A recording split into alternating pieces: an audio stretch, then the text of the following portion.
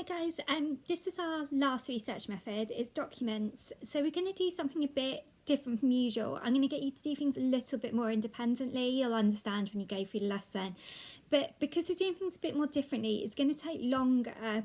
This is two hours worth of work rather than 1 hour. So this is your next two lessons. I don't mind if you want to get it straight out of the way and do it in one day and like have the next day off, or do it when you normally would have lessons. It is completely up to you. But I think I see you all Monday and Tuesday. But this is your next two lessons. So don't worry that I'm not sending you like loads and loads of work to do in one day. You've got 2 days to do this. Okay, so documents, if you want to write a definition of what a document is, it's any research methods. It's It's a secondary research method. What that means is, unlike interviews or questionnaires that the researcher does themselves, it is already done for you. So the other secondary research we've done is official statistics. Now the difference is, with secondary sources, when it comes to documents, official statistics, it had to be done by the government or an organisation that worked for the government. With documents, it can be done by the government, or it can be done by a personal person or a business or a newspaper or a TV show. So it doesn't have to be created by the government. But secondly, it's qualitative rather than quantitative data. So if I could just get you to write your own definition of what a document is. Okay, on slide 2, you've got a list of 6 different examples of documents. So officer reports, first one going down to letters. Now, these type of documents, if you go on to the next slide, there is a table because there's 3 types of documents. Personal documents are documents that are written by an individual person, their personal perspective. Public is anything that's made public to everybody. So like political debates are on the television, or official inquiries like Ofsted, that's made public to everyone, so that would be public. And historic is any documents in the past, like kind of maybe diaries on the Titanic would be an historic document. What we're going to come back to, and what's quite important with historic documents, if you're studying something from the past, the sociologist, say if you're studying the Titanic, like we just mentioned, it sunk in 1912, you're not going to be able to interview any survivors of the Titanic, so you may have to rely on documents if you want to study something like class inequality on the Titanic. So for some people, it's necessary to use documents. Okay, the next couple of tasks I've got you to do is I've written a detailed definition of public, personal, and historic documents, and there's a couple of questions to get you going on each to think about the differences, but these are essentially what documents are. So when it comes to doing an essay question, what people can get lost on is spending too much time kind of defining the 3 different types of documents. As long as when you're talking, you I'll show you an example of a 20 marker later on, but when you're talking, as long as you're like, okay, and with historical documents, it might be hard to obtain them, or you may have to rely on them because there aren't any survivors to talk to. But we'll come to the more essay writing in a bit. For now, if I could get you to read each one and then answer the 1 or 2 questions that's on each. Okay, the next task, I've given you an example of a personal document. Again, it is might be upsetting for some people. It's a diary that basically it was written by someone, an 18-year-old who overdosed on heroin in the end, unfortunately. It was shown on daytime news, so there's no graphic images. There shouldn't be, although it's not upsetting material, and if you do feel uncomfortable, that's quite fine. But just so you know, it has been deemed okay for all audiences. But if you still feel uncomfortable, I completely get that. Drop me an email and let me know. But if I could get you to watch that video and answer those 3 questions. At the end of this task, you should have spent about, I would say, half an hour on this. So that's what we're looking at for now. Right, then you have got 4 different points that affect the sociological work on documents. Females are much more likely to write diaries than men. Historically, very few people could read or write. We know that from our studies on childhood, actually. Only rich people used to be able to afford to get paintings done of themselves. And a lot of letters got lost in events such as World War II. So for each one of those, if I could just get you to explain how it would negatively affect the researcher, how it might make their job harder, why it might mean they can't gain data for different things. Okay, next is how you assess a document. So if you take, this can be a problem for a sociologist. So what they have to do when they look at any document, they have to assess whether it's useful.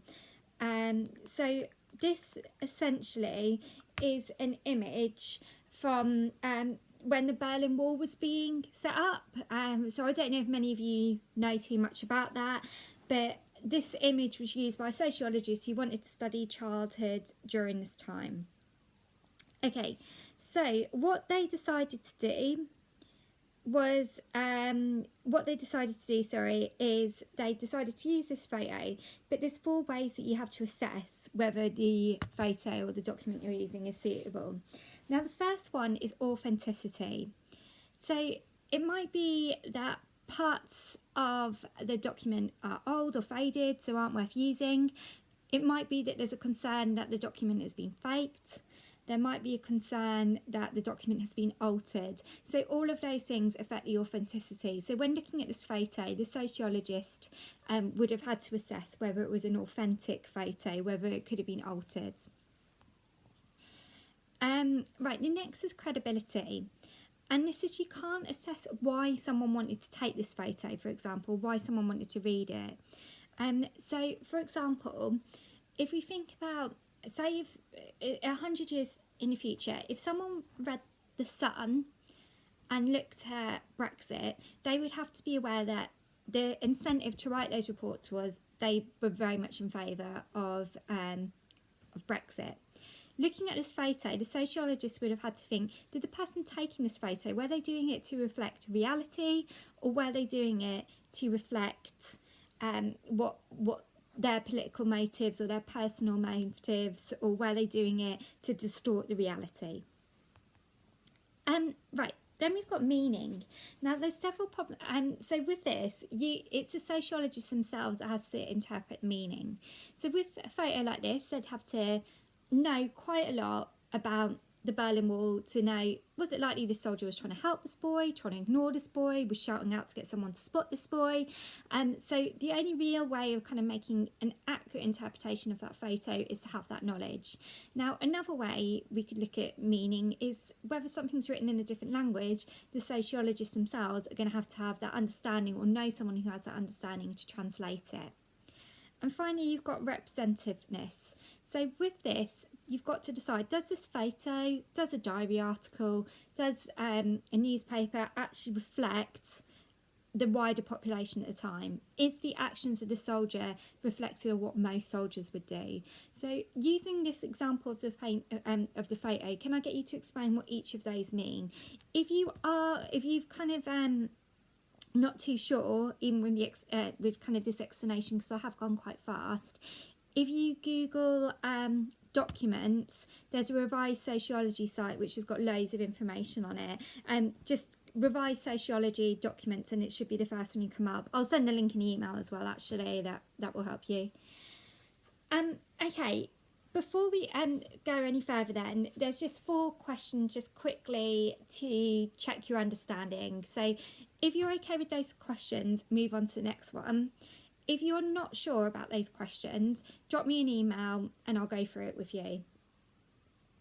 Okay, now the only thing I have not covered is reliability. Now with documents, what I'm hoping you already know is they are created by the person themselves, outside of the context of the sociologist, so they've got no control. So in this case, the research is not going to be very reliable. Okay, so if I can get you to go through the tasks that you've just been through, to fill in this table of what relates to practical, ethical and theoretical, and split them into advantages and disadvantages. Again, this is a hard task, so if you're not sure, let me know. With the conclusion, I've given you a task to do on the next page. So the next page basically gets you to break down an alternative way of using documents. So rather than using qualitative methods of describing the documents or looking into the documents, you can use content analysis. I think those of you who do psychology, I know you do content analysis, so you'll be like hot whizzes at this. But anyone else, just to explain, so what you would do if you're doing content analysis is you quantify it, which means you turn a document into numerical numbers. So I'm going to give you guys the example. I'm going to get you guys to do children's TV shows, and that's a real sociological bit of research you can talk about. But say if I wanted to study Islamophobia in the media, what I would do is before I even start looking, I would decide several categories I'm going to split Islamophobia in the media into. So false news on Muslims, offensive language on Muslims, and offensive photos on Muslims in the media. So I've got my 3 categories. Then I would collect as many newspapers as I can, like thousands of newspapers. And every time I see something that fits into one of those categories, I would put it in there until I can just count up. Maybe there were 80 accounts of offensive photos, 90 accounts of false news, and so it's taking the qualitative data and make it quantifiable, and this actually makes it more reliable because someone could come along and use those categories to do the exact same research later on. So essentially it's a way of turning the research away from this kind of qualitative subjective way of doing the method to making it quite objective, numerical, reliable. So write about that in your conclusion as an alternative way that people could use these sources. Then finally, you've got another 10 marker to do, and this time I've gone for advantages rather than disadvantages. So 2 advantages of using documents. Now, in the past, in the last essay you did, the main mistakes, if people did make mistakes, there were some excellent essays, but the main mistakes I saw people make were, firstly, so in each paragraph it should be a different aspect. So if you're going to talk about ethical issues in one, that should be all that's in that paragraph. You should not be drifting into validity, reliability. It should just be ethical issues. Okay? The other thing is there is no item. When it comes to research method 10 markers, there's no item. So you do not need to evaluate. You're gaining your marks through developing your points. Again, if you're stuck on that, please let me know.